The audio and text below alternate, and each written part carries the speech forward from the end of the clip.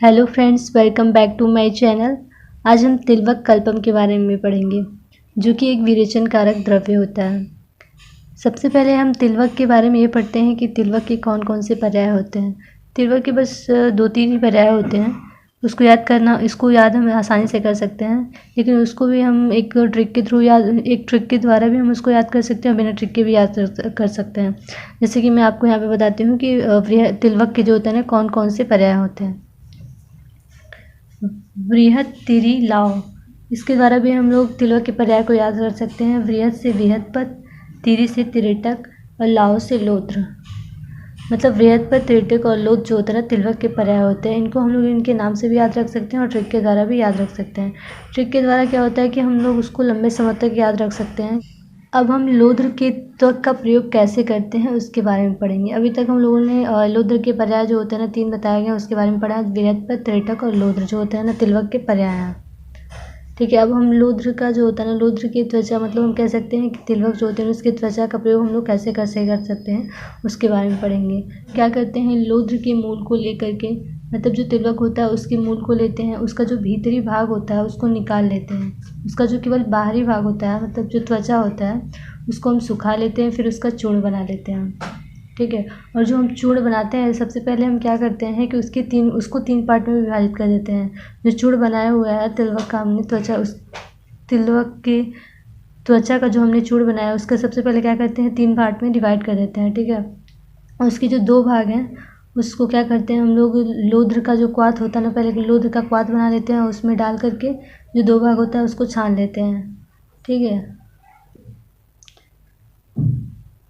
जो छना हुआ क्वाथ होता है उसमें हम क्या करते हैं, चूर्ण जो तीसरा पार्ट होता है चूर्ण का, उसको हम लोग क्या करते हैं, उससे बचे हुए भाग को भावित कर लेते हैं। फिर उसमें क्या करते हैं, उसमें 10 मूल के क्वाथ मिला देते हैं। फिर पुनः उसको 10 मूल के क्वाथ के साथ भावना देते हैं। भावित चूर्ण को सुखा लेते हैं, फिर आवश्यकता पड़ने पर ही इसका प्रयोग करते हैं। मतलब इस तरह से जो होता है ना, हम लोग तिलवक का प्रयोग जो होता है ना, हम लोग विरेचन कराने के लिए कर सकते हैं। यहाँ पे बताया गया है कि जो तिलवक होता है उसकी त्वचा का प्रयोग हम लोग कैसे कर सकते हैं। इसमें सबसे पहले बताया गया है, जैसे कि मैंने आपको बताया कि सबसे पहले क्या करते हैं हम, जो तिलवक होता है उसके मूल को लेते हैं, उसकी भीतरी भाग को निकाल देते हैं और जो उसकी त्वचा होती है उसको सुखा लेते हैं। और जो सूखा हुआ पार्ट होता है उसका हम लोग चूर्ण बना लेते हैं। उसको फिर 3 भागों में डिवाइड कर लेते हैं। उसका जो 2 भाग होता है उसको हम लोग, मतलब तिलवक का क्वाथ घोल करके उसमें डाल करके चूर्ण को छान लेते हैं। फिर उसका जो क्वाथ होता है, छना हुआ जो क्वाथ है, उसमें जो चूर्ण, जो थर्ड पार्ट चूर्ण का है, उसको हम, बचे हुए भाग को हम भावित कर लेते हैं। फिर उसमें 10 मूल के क्वाथ से भावना देते हैं। फिर जो भावित चूर्ण होता है उसको सुखा लेते हैं और आवश्यकता पड़ने पर उसी का प्रयोग हम लोग विरेचन कराने के लिए करते हैं। इस तरह से जो होता है ना, हम तिलवक की त्वचा का प्रयोग जो होता है ना, विरेचन कराने के लिए करते हैं।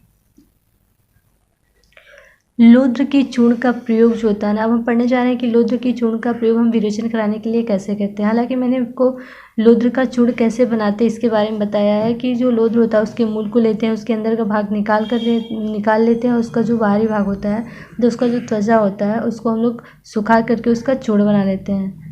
ठीक है, वही बताया गया है कि उपरोक्त प्रकार से भावना देकर बनाए हुए चूर्ण को 1 कर्ण की मात्रा लेते हैं। मतलब जो चूर्ण बनाया है हमने उसके 1 कर्ण की मात्रा लेते हैं। उससे दही में, तक्र में या सूरामुंड में या गोमूत्र आदि में घोल करके विरेचनार्थ रोगी को पिलाते हैं। मतलब इनमें से हम किसी के साथ भी जो होता है ना, मिला करके उसको विरेचन जिसको कराना होता है, जिस रोगी में कराना होता है, उसका प्रयोग करके हम लोग कर सकते हैं।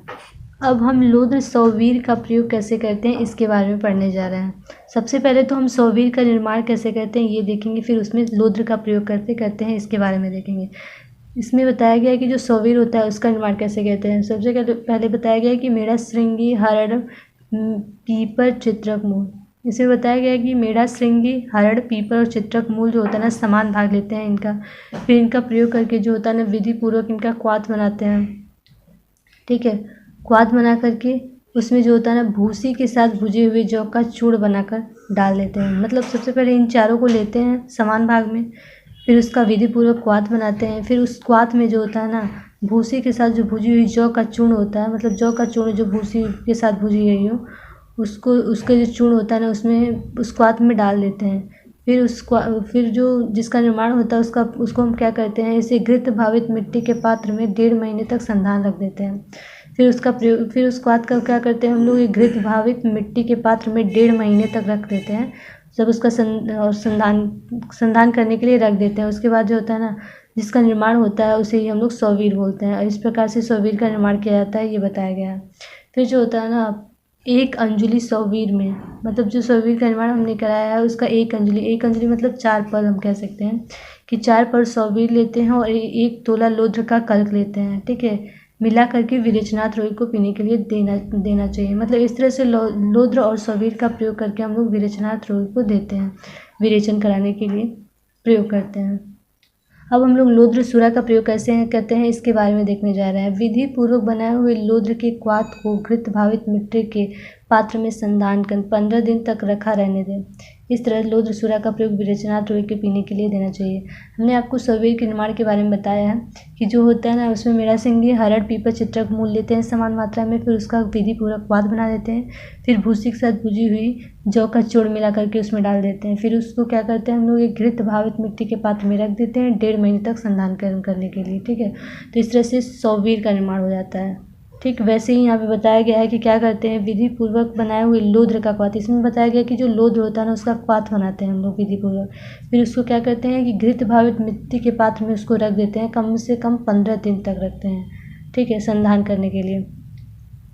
संधान कर उसको 15 दिन तक रख देते हैं। फिर लौद्र सूरा का प्रयोग, फिर उससे जो 15 दिन बाद जो होता है ना लौद्र सूरा का निर्माण हो जाता है, उसी का प्रयोग जो होता है ना हम लोग विरेचन कराने के लिए रोगी में उसका प्रयोग करते हैं, इसे ही हम लोग लौद्र सूरा बोलते हैं।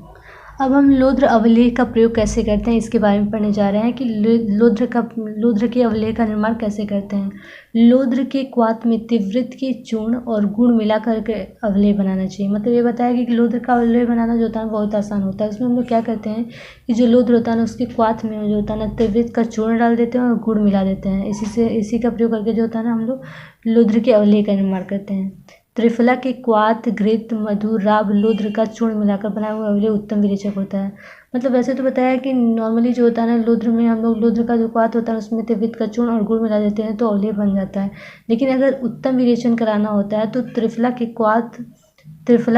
क्वाथ, घृत, मधु, राब और लौद्र के चूर्ण मिला करके हम लोग अगर लौद्र के अवलेह का निर्माण करते हैं तो वो उत्तम विरेचक होता है। लौद्र तथा कंपिल्लक के प्रयोग के बारे में पढ़ने जा रहे हैं।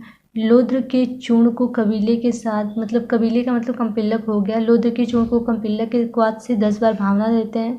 फिर इस चूर्ण को कबीले के ही क्वाथ के अनुपात से विरेचनाथ रोगी को देते हैं, जिसके द्वारा जो होता है ना आसानी से विरेचन किया जा सकता है। अब हम तिलवक की योग के बारे में पढ़ने जा रहे हैं। इसको जो होता है ना इस ट्रिक के द्वारा हम लोग आसानी से याद रख सकते हैं। जैसे कि ये ट्रिक है, अशोक सूरा में ले घृत और दही।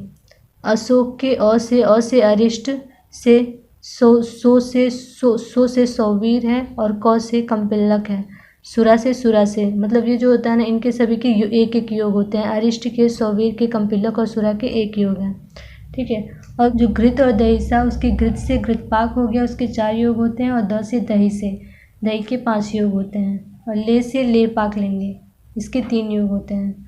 मतलब हम इजीली कह सकते हैं, मतलब हम लोग आसानी से ये याद रख सकते हैं कि अशोक सूरा में ले घृत और दही, मतलब अ से अरिष्ट, स से सौवीर और क से कंपिल्लक, इनके एक एक योग होते हैं। ले से ले लेंगे, ले पाक लेंगे, उसके 3 योग होते हैं। घृत पाक से के 4 योग होते हैं और दही के 5 योग होते हैं।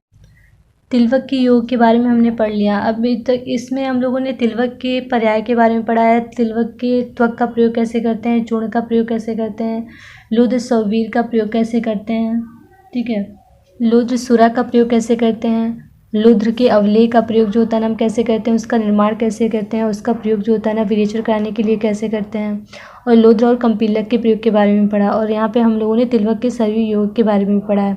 अगर आपको मेरी वीडियो अच्छी लगी हो तो लाइक करें, कमेंट करें और चैनल को सब्सक्राइब करना ना भूलें। Thank you.